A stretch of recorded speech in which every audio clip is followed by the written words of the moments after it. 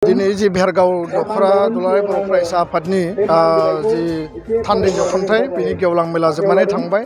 रायजो राजाखौ सांग्रांथि लाबोनाय जि हाबाफारि आरो रायजो राजानो माहारिनि बायदिसिना बिथिं जोंनि जेंना जेंसि जोंनि अधिकारनि बाथ्रा जोंनि जौगानांगौनि बाथ्रा गेरेमसा माहारि दानायनि बिथिङाव जोङो समाज हिसाबै गासैबो गौथुमफोरजों लोगोसे साफ्रोमबो व्यक्तिनिनो माने बेयाव कन्ट्रिबिउसन बिहोमाखौ नांगोन।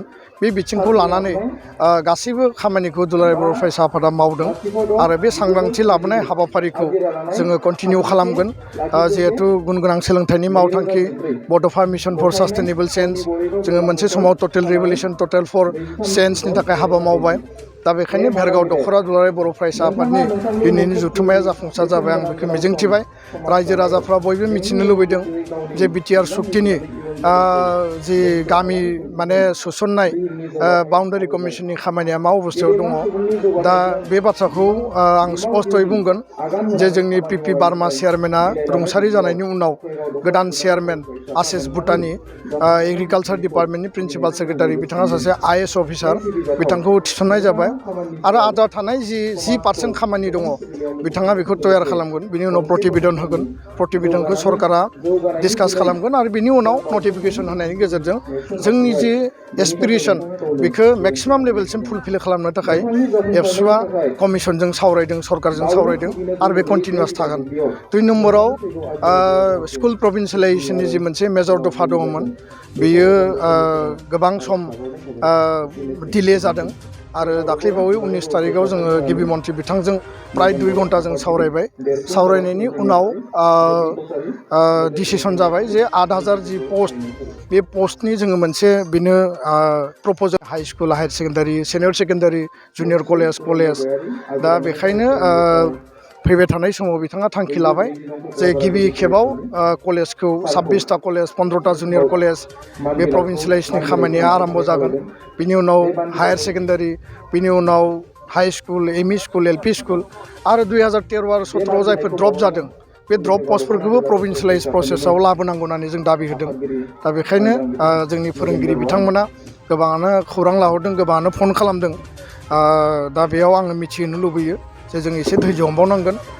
सरकारनि दानि जि थासारि कभिडनि थाखाय आरो गोबां थासारिनि थाखाय बिथांमोना मावग'नो हायाखै आरो बाजेटनिबो एसे क्राइसिस जादों होननानै फोरमायदों। दा बेखायनो फैबाय थानाय खम समनि गेजेराव 6 दाननि गेजेराव जों गासैबो खामानिखौ मावना लानो हायोब्ला जोङो बिनिफ्राय जोङो जोंनि फरायसालिफोरखौ जोङो फोथांनो हागोन आरो जोंनि गोलाव सम टिचार्स मावनानै थानाय बिथांमोना गावबा गावनि जि पस्ट प्रभिन्सियेलाइज जानांगौ मर्यादा मोननांगौ बेखौ मोननो हागोन। दा बेखौनो आं फोरमायबाय। गामि दानख'नायनि बेलायाव माने बिपिएफआ दानख'नो गंसेबो गामिखौ दानख'नाय होनो जानाय नङा होननानै रायजोनि गेजेराव दायो इन्टेलेक्सुयेलफोरखौ लानानै बुंसावदों। बे बेलायाव मोनसे कमिसन दायोब्ला अल्टारेसन अफ बाउन्डारि होनना बुङोब्ला बे स्टेट बाउन्डारियानो जा काउन्सिलनि डिस्ट्रिक्टनि बाउन्डारि जा बा इन्टारनेसनेल बाउन्डारि जा बेयाव माने दाजाबनाय दानख'नाय माने इनक्लुजन आरो एक्सक्लुजना थायो। दा बेनि थाखाय सोरबा इनक्लुजननि थाखाय दिनै एप्लिकेसन होदों प्राय 2000निबो बारा इनक्लुजननि थाखाय सनितपुर बिश्वनाथ आरो खोलाहानि जिल्लाफोरा आरो एक्सक्लुजननि थाखायबो माखासे एप्लिकेसनखौ होदों। दा जोंनि मेजर डिसिसना जाबाय इनक्लुजन। जोंहा सिमा बारायनांगौ। एक्सक्लुजना जोंनि डिसिसन नङा आरो एक्सक्लुजननि अपसना थानायखाय जायफोरा दानख'जानो लुबैयो बिसोर एप्लिकेसनखौ होदों। दा बिनि मिनिङा बे नङा जे गासैबो एप्लिकेसन होनायानो एक्सक्लुजन जागोन बेथ' नङा। बिसिनि जानांगौ जोंनियाव खुनु बेबायदि डिमान्ड गैया। दा बेखायनो बिनि सायाव भेरिफिकेसन सोलिगोन, जुक्तिखौ नायगोन। जोंनि स्पिरिटआ जाबाय खुनु बर' गामि बेयाव दानख'जाया, खुनु ट्राइबेल गामि दानख'जाया, खुनु ट्राइबेल बेलेन्ड ब्लक बेयाव दानख'जाया आरो नन ट्राइबेल बेलेन्ड ब्लकआव थानाय ट्राइबेल आरो बर' गामि बेयाव दानख'जाया। दा बे स्पिरिटआव जोङो मालाबा कमप्रमाइस खालामा। जों आनकमप्रमाइजिं जोंनि मोनसे एजेन्डा।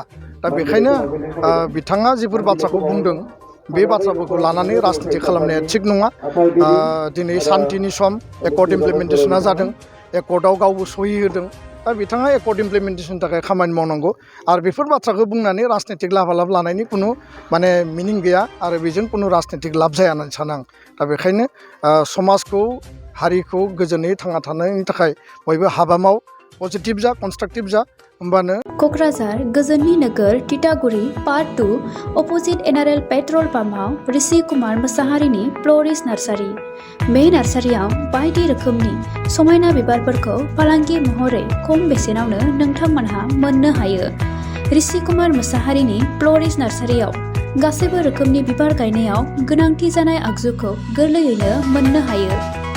बेसेन लायाबालासिनो न'सिम दैथायहरनायनिबो खाबु दङ।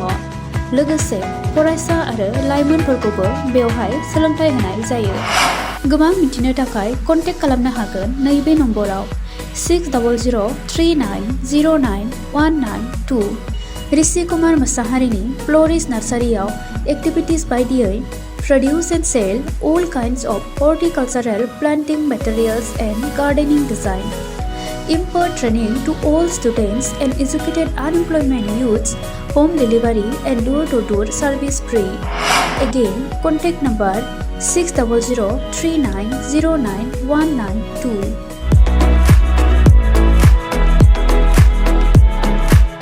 गेवलां organic integrated farming and research centre private limited.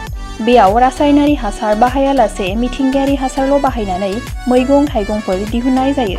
जेरै आलु, लाव, फान्थाव, जोगोनार, कफि, सबायबिमा, थाइबें आरो गोथां मैगं, लाइ, लाफा, मुला, दुन्दिया बायदि गासै बोथोरनि अर्गेनिक मैगं थाइगंखौ मोननो हायो।